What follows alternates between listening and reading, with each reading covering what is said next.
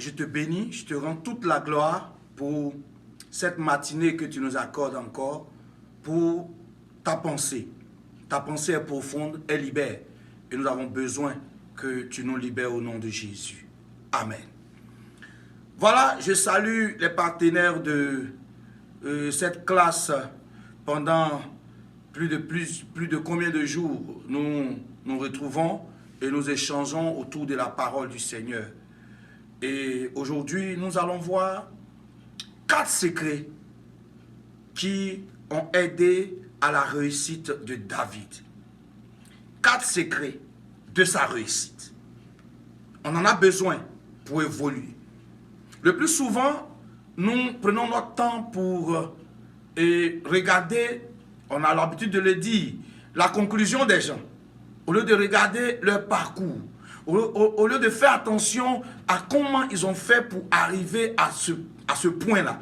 La seule chose qui nous intéresse, oh, aujourd'hui il a réussi, il a des voitures, il a ceci. Et il y a beaucoup de jugements inutiles que nous faisons au lieu de chercher à savoir comment cette personne-là, qui était dans la brousse, qui était derrière les brebis de son père, aujourd'hui se trouve au trône. Il y a eu un chemin, il y a eu un parcours, il y a quelque chose à apprendre de cela. Et donc aujourd'hui, je voudrais que nous puissions ensemble apprendre de David.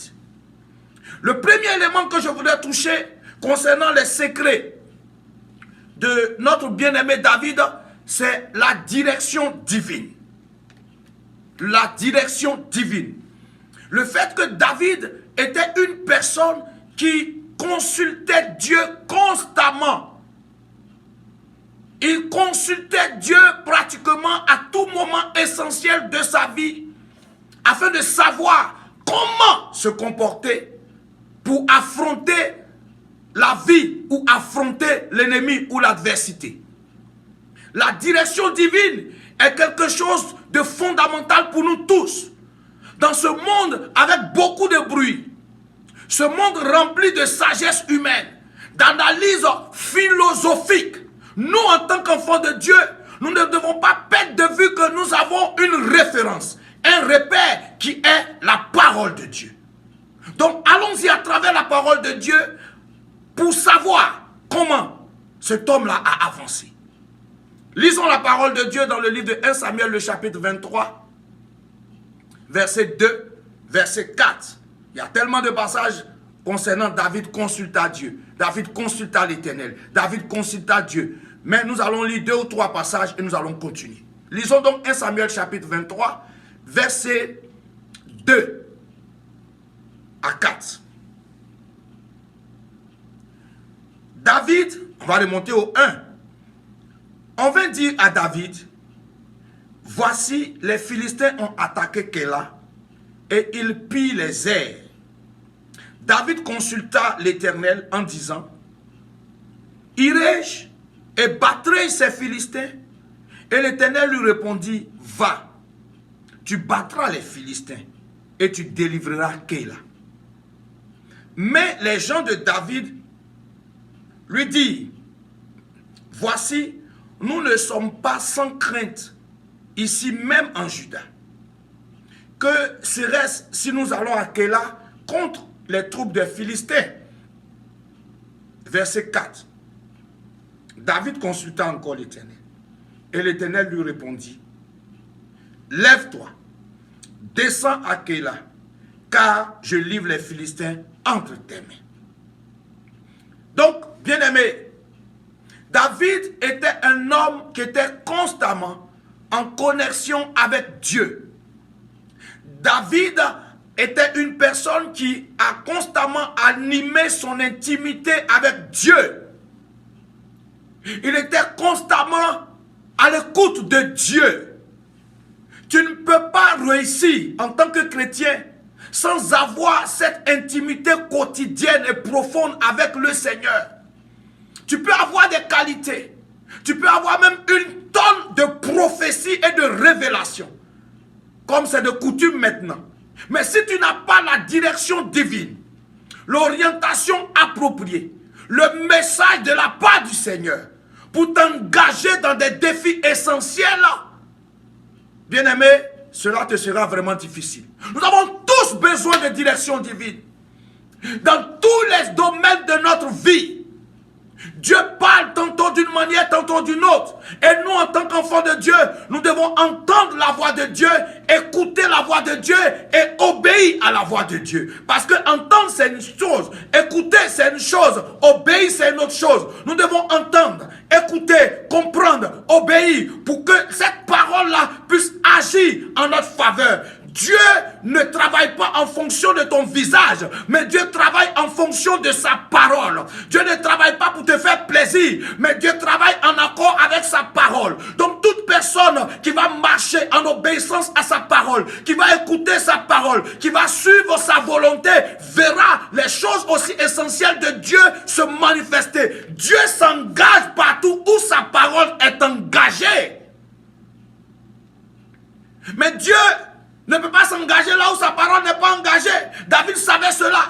Et donc, il voulait recevoir quelque chose de Dieu. Il voulait entendre quelque chose de Dieu. Parce que quand tu entends de Dieu, tu marches avec assurance. Quand tu entends de Dieu, tu sais que Dieu est avec toi. Tu sais que Dieu s'engage. Tu sais que Dieu est capable de te délivrer. Mais si tu n'as pas entendu de Dieu et que tu t'engages et que maintenant, en cours de route, tu veux impliquer Dieu, il y a problème. Beaucoup de personnes aujourd'hui veulent impliquer Dieu après s'être engagé de façon personnelle sans l'avoir consulté au préalable. Ce n'est pas une bonne chose. Beaucoup de personnes veulent impliquer Dieu en s'étant déjà engagé, sans l'avoir engagé au préalable. Ce n'est pas normal. Nous, en tant qu'enfants de Dieu, nous devons savoir clairement que Dieu d'abord, Dieu au commencement, Dieu au milieu, Dieu à la fin. C'est fondamental pour un enfant de Dieu. Nous sommes tellement pressés que nous voulons que Dieu nous suive dans nos décisions. Non, je suis désolé. Si tu es un enfant de Dieu, tu dois suivre la décision de Dieu. La direction divine. Et il a remporté les victoires. Il a remporté les victoires parce qu'il consultait l'Éternel. Parce qu'il consultait l'Éternel. Ça, l'Éternel va me donner le temps, certainement après ce temps de jeûne, pour développer ce que c'est que la consultation de l'Éternel, parce qu'il y a trop de dérives aussi aujourd'hui. Je ferme la parenthèse et je continue tout doucement.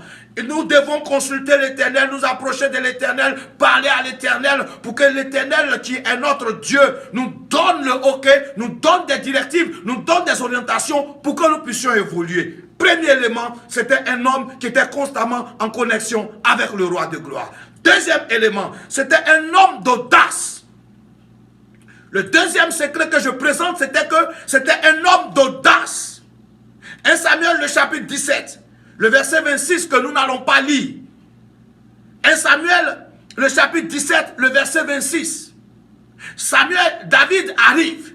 Il voit que le peuple est bloqué durant un certain nombre de temps. Plus personne ne bouge pendant 40 jours, 40 nuits. Et il se demande, mais qu'est-ce qui se passe ici? On lui donne l'information. Et David te dit, mais qu'est-ce qu'on donnera à celui qui tuera ce Philistin? Ça veut dire que David, dans son esprit, il avait déjà tué le Philistin. Il n'avait pas le temps à perdre. David était un homme d'audace. Comment regardes-tu les situations? 2020, comment tu regardes 2020? Regardes-tu 2020 avec crainte, avec peur, avec tremblement, ou tu regardes 2020 en tant qu'une opportunité que Dieu te donne pour relever les défis et pour manifester sa gloire? Parce que c'est en ce moment précis-là que Dieu va agir. David est arrivé, tous les soldats, tout le monde était là, 40 jours, 40 nuits, mais il déclare une parole qui étonne, qui surprend. Il dit, qu'est-ce qu'on va donner à celui qui va tuer ce Philistin? Un homme d'audace. Beaucoup de gens disent qu'ils sont chrétiens, mais ils sont remplis de peur. Devant les gens, ils sautent, ils crient, ils font des prières. Mais face au défi, ils pleurnichent. Face au défi, ils accusent Dieu. Laisse-moi te dire une chose. En cette année 2020, Dieu a besoin des personnes d'audace. Quels que soient les défis, tu dois savoir que celui qui est en toi est plus grand que celui qui est dans le monde. Quels que soient les défis, tu dois savoir que tu sais le véritable Dieu. Tu sais le Créateur, le Seigneur des Seigneurs. Quels que soient les défis, tu dois savoir que quelle que soit la montagne qui va se présenter au devant de toi, elle sera ébranlée car ton Dieu est au-dessus des montagnes. Tu dois être une personne d'audace comme David pour voir des choses glorieuses, véritables, se manifester et se matérialiser dans ta vie dit, en cette année 2020, David était une personne d'audace. Et même quand on demande son curriculum vitae, son palmarès, il dit dans la brousse, quand un ours prenait une brebis, je courais, j'attrapais l'ours, je déchiquetais l'ours et je retirais la brebis. David était un homme de terrain, un homme qui ne paniquait pas, un homme qui n'avait pas peur, un homme qui avait compris la domination de son Dieu en lui. S'il te plaît, en cette année 2020, Dieu n'a pas besoin de chrétiens qui paniquent, qui pleurnichent. Dieu a besoin de chrétiens remplis d'audace, qui s'élèvent, qui avancent, qui foncent, qui déclarent la seigneurie de Jésus-Christ de Nazareth, quel que soit le lieu. On n'abdique pas parce que le Dieu que nous servons est capable d'ouvrir les portes là où tout semble fermé. Un homme d'audace, c'était David. Le troisième secret de David que je veux toucher, c'était un homme plein d'humilité et donc avec un esprit de repentance. Plein d'humilité et avec un esprit de repentance. Quand nous lisons 1 Samuel 15, 22 à 23, passage commun que les gens aiment lire, on va faire ressortir que l'obéissance vaut mieux que les sacrifices. Et la désobéissance est pire, ça c'est au verset 23, que quoi? La divination, donc que la sorcellerie. Cette déclaration avait été faite par Samuel à cet homme appelé Saül, premier roi en Israël.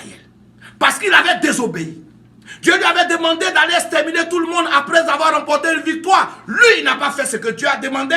Alors, il a caché les choses. Et quand Samuel est arrivé, qui lui a posé la question, il a menti. Et quand il a menti qu'il a été attrapé, pour parler comme tout le monde, quand il a menti qu'il a été attrapé, il va se justifier. Face au péché, il n'y a pas de justification. Face au péché, c'est la repentance. Papa, voilà ce que j'ai fait. Tu m'as attrapé, je demande pardon. D'ailleurs, même en tant que chrétien, ton âme est consciente que ce que tu viens de faire n'est pas bon. Donc tu te répands déjà. Donc il était conscient qu'il avait péché, mais il était orgueilleux, il ne s'est pas repenti. Et c'est parce qu'il ne s'est pas repenti qu'il a été disqualifié. On place maintenant le décor pour David, cet homme plein d'humilité et de repentance. Lorsque il finit de coucher avec Bathsheba, la femme d'Uri, et qui fait tuer même Uri. Quand Nathan arrive, après lui avoir communiqué l'information, David se couche et se répand. David pleure. David demande pardon.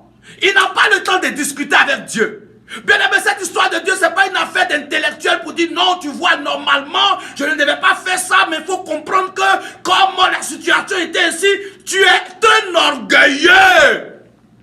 Tu es une orgueilleuse. On ne se justifie pas devant Dieu face à un péché. On se répand. On demande pardon à Dieu. Je demande pardon à Dieu pour ce que j'ai fait qui n'a pas plu à mon Dieu. Je lui demande pardon et je lui demande de me faire grâce, de m'accorder sa miséricorde et de me donner de la force de ne plus rentrer dedans. C'est ça, David.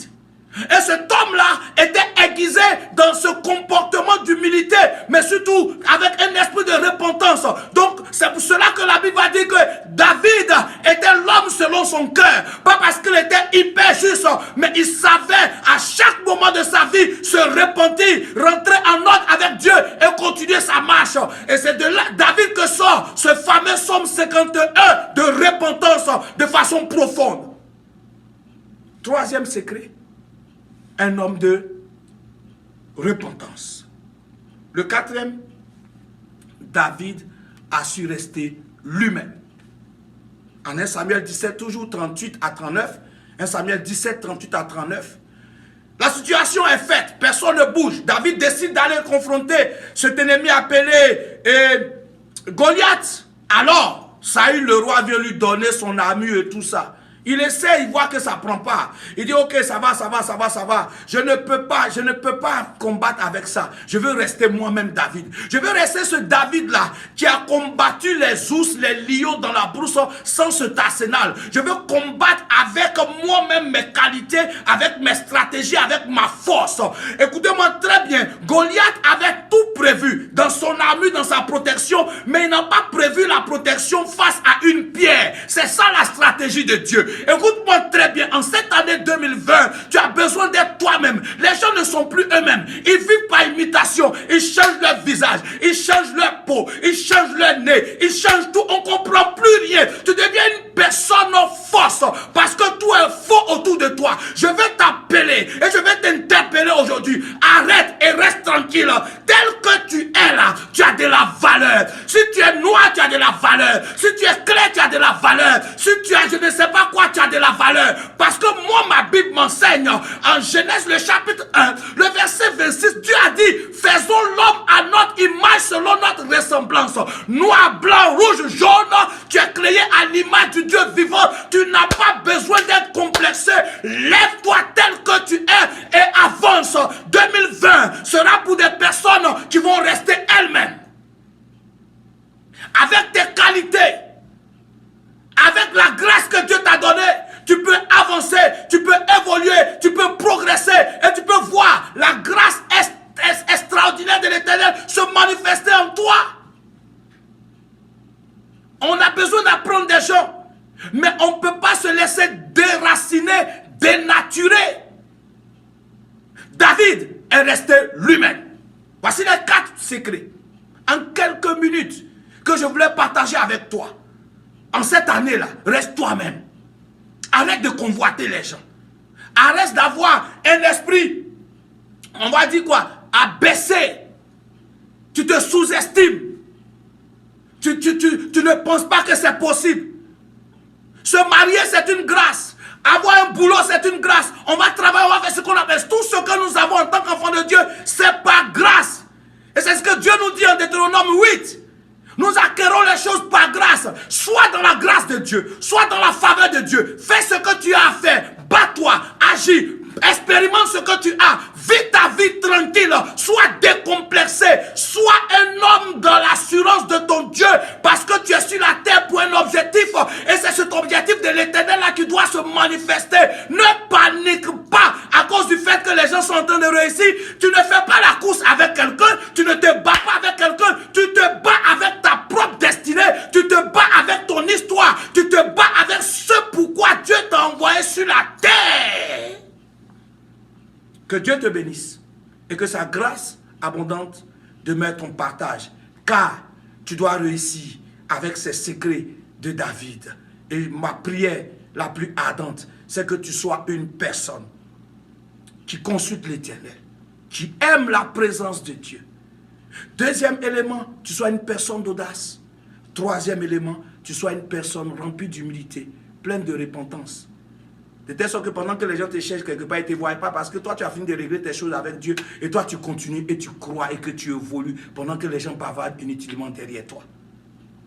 Quatrième chose pour finir, sois toi-même. Sois toi-même.